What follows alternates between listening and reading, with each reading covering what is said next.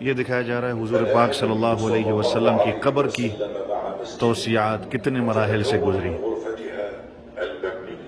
کہ پہلے حضور صلی اللہ علیہ وسلم کی قبر کس طرح تھی۔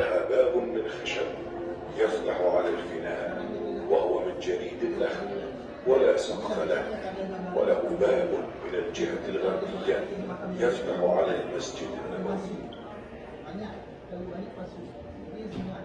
المرحلة الثانية دوسرا مرحلہ حضور پاک صلی اللہ علیہ وسلم کی قبر مبارک پر پردہ لگانا، جو عائشہ رضی اللہ عنہا کی طرف سے لگایا گیا تھا۔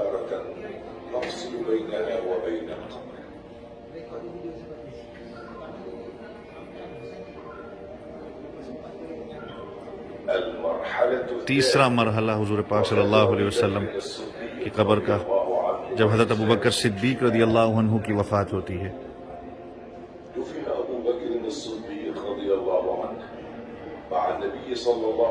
جب ان کو حضور پاک صلی اللہ علیہ وسلم کے پہلو میں دفن کیا گیا تو حضرت عائشہ رضی اللہ عنہا نے پردہ تھوڑا سا آگے کیا۔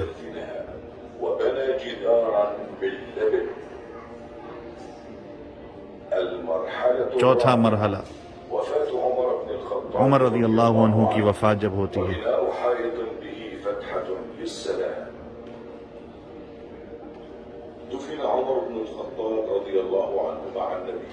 حضور پاک صلی اللہ علیہ وسلم کے پہلو میں ان کو دفنایا گیا، اور حضرت ابوبکر صدیق رضی اللہ عنہ کے ساتھ، حالانکہ وہ نامحرم تھے ام المؤمنین کے لیے، تو انہوں نے دیوار بنا لی ام المؤمنین عائشہ رضی اللہ عنہ نے۔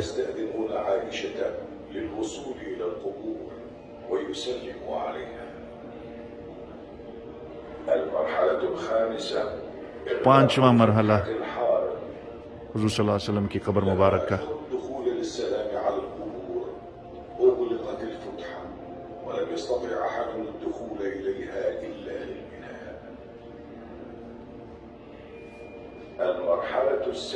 چھٹا مرحلہ ام المؤمنین عائشہ رضی اللہ عنہ کی وفات، اور دروازہ حجرے کا بند کر دیا گیا۔ پھر اس کے بعد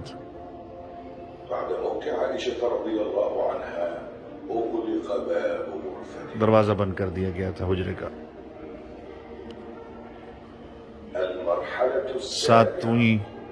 ساتواں مرحلہ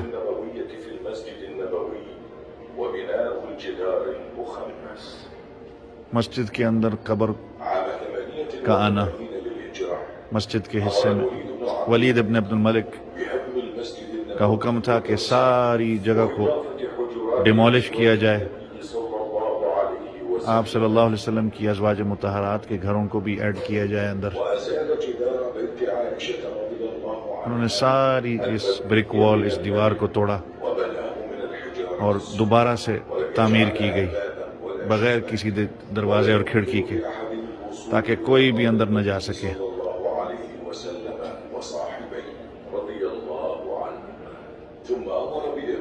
اس کے بعد ایک اور مزید دیوار بنائی گئی،